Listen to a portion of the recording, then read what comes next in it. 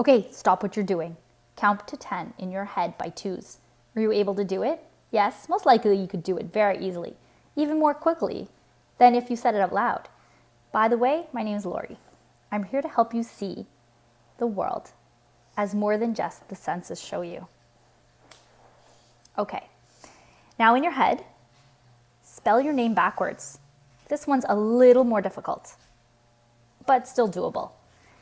You can see the letters in your mind so that you can manipulate them. Your mind is an amazing thing, isn't it? Well, now in your mind, tell yourself your favorite thing about yourself. This, my friends, was likely the most difficult task so far, but have no fear, we will work on this. When I'm done with you, this will be the easiest thing in the world. Now let me direct you to that voice in your head.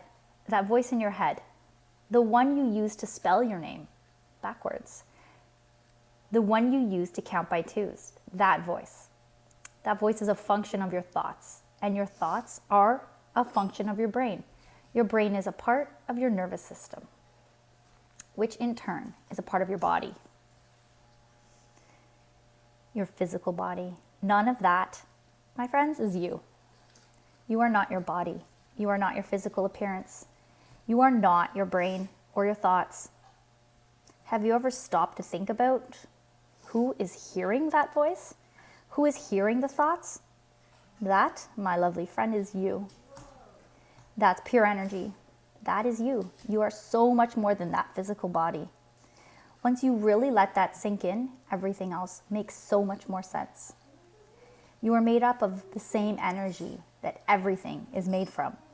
You're made of the same stuff that existed 100 years ago, the same stuff from the time of the dinosaurs, and the same stuff from the day the Big Bang happened, which is 13.8 billion years ago. Nobody knows. At the time of singularity. Now, the you, that hears the voice is pure energy. Your body is your vehicle that your true self uses as a tool to have this human experience. This human experience is created through the body's ability to perceive all of the stimulus available to us on Earth. The smells are perceived by your olfactory senses. The sounds are perceived by your acoustic senses. The physical sensations provided by your tactile senses, and your tastes provide your taste buds. The beauty of the world is perceived by your ocular senses in your eyes. This is the science. It's perfection, but still science. We have the body, the world, stimulus, our brain, and our thoughts. All of this is given to us to use to have the best and happiest human experience of all, or the best that we can manage. This is why you cannot be responsible for anyone else's happiness. Only your own. We will get into this in a later video, I promise. Let's get back to that voice in your head. So here are the benefits to that voice in your head. It can be used to recite positive affirmations and communicate them to your subconscious mind. Affirmations practiced daily can communicate directly to your subconscious mind. This is the link between your thoughts and the universal energy. You can use this voice to memorize and learn. We have all had something that we needed to memorize. If you ever had a test or an exam in school or college or university, then you know the feeling.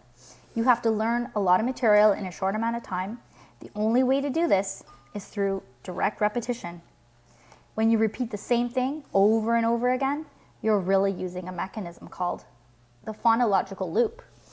Without getting too technical or sciencey, this allows you to remember clips of sound in the same way it was originally heard or presented to you.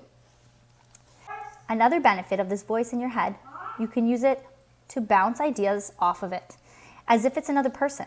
You can say to that voice an idea. As you say an idea, you are also hearing it. You think of the idea, you are essentially hearing it with your mind's ears.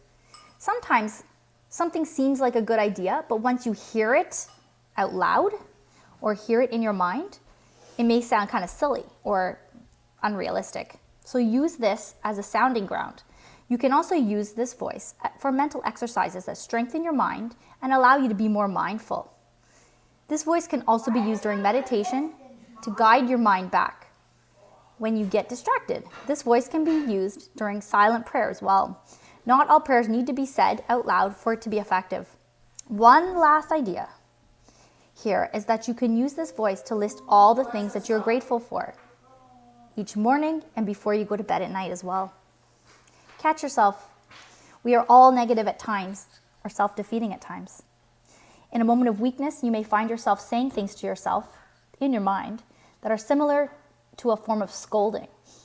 When you find yourself doing this, use that voice to rein yourself back in.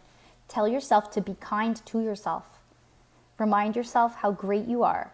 Use this voice to say things so you can actually say out loud. This can be therapeutic. Use this voice to say things. And you can actually say these things out loud as well. This can be very therapeutic. The same idea as writing a letter to someone and never mailing it. It can be cathartic to get it out in one form or another. How will you use your voice in your head? I hope you liked this video. If you did, please give it a thumbs up. And for more videos, please click on the subscribe button so you don't miss my next one. And I'm really, really grateful for you guys. I'm so, so happy that you are watching. I'm so happy you're here. And I love you all. Have a great evening. Have a great day. And be positive.